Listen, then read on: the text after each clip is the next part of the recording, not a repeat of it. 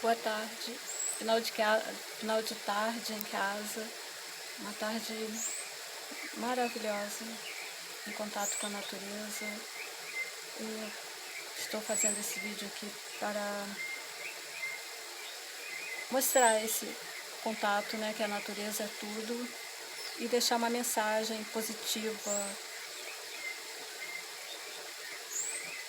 que devemos preservar mais e destruir menos, que a natureza nos dá tudo o que precisamos, né?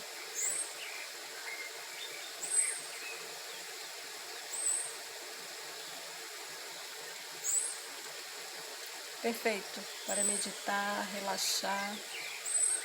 A natureza é um luxo que Deus nos dá gratuito, né?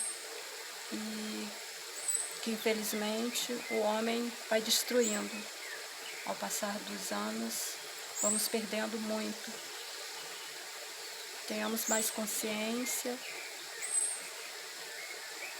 e fica a mensagem. Ótimo começo de semana, que Deus nos proteja hoje e sempre, e que o universo nos responda com essa energia divina, positiva que é a natureza.